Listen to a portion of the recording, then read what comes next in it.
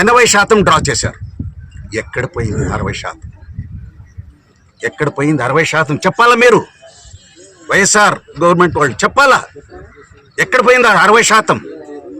మీరు చేసింది 20% అయితే దాంట్లో 10% మీరు డిస్పర్స్ చేసి మళ్ళీ మా గవర్నమెంట్ వచ్చినాక, ఈ ప్రభుత్వం వచ్చినాక ఆ ఉద్దేశంతోనే ప్రజలు వారిని తీర్పిచ్చి ఎన్డీఏ గవర్నమెంట్కి గెలిపించినారు.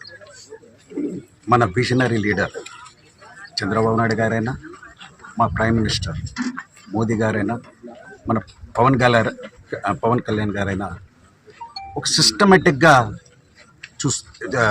డెవలప్మెంట్ చేయాలనేది భావంతన వచ్చారు. మీకు అందరికీ మొన్ననే లాస్ట్ 6 నెలల నుంచి సూపర్ 6 6 రకాల సూపర్ 6ని చాలా విమర్శించారు. ఇంకా స్టార్ట్ చేయలేదు. కానీ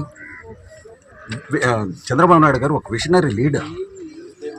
ఖర్చు కాదు, ఆదాయం కూడా మార్గం చేసినాకనే ఏదైనా చేస్తారు. అది వారి డెవలప్మెంట్. సో ఆ సూపర్ 6 చేసే కోసము అన్ని రకాలుగా అన్నీ సక్సెస్ఫుల్గా ఒక సిస్టమేటిక్గా చేసినారు. సో అలాగనే ఇవాళ ఆ ప్రాజెక్ట్స్ అంతా అయిపోయినాయి. సూపర్ 6 ప్రజల కోసం సంక్షేమ పథకాలు మనం ఏం ప్రామిస్ చేసినామో దానికి ఎలా చేస్తే బాగుంటుందనేది సక్సెస్ఫుల్గా చేసి చూపించారు. ఇప్పుడు మనం డెవలప్మెంట్ పై ఆ రోజు ఇప్పుడే మన భూపాల్ చౌదరి గారు తృప్తంగా నీట్గా డేటా పెట్టుకొని చెప్పారు ఎంత వర్క్ జరిగింది ఇక్కడ హాస్పిటల్ అనేది. 20% కన్నా ఎక్కువ లేదు. ఓవరాల్ 17 మెడికల్ కాలేజెస్లో టోటల్ ఖర్చు చేసింది ఎంత? 20% కూడా లేదు. కానీ వాళ్ళు డ్రా చేసింది ఎంత?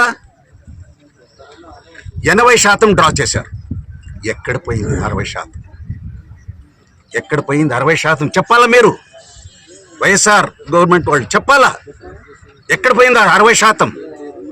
మీరు చేసింది 20% అయితే దాంట్లో 10% మీరు డిస్పర్స్ చేసి మళ్ళీ మా గవర్నమెంట్ వచ్చినాక, ఈ ప్రభుత్వం వచ్చినాక ఇంకా బ్యాలెన్స్ 10% కూడా కాంట్రాక్టర్స్కి ఇచ్చాం. ఇది తెలియాల్సిన పబ్లిక్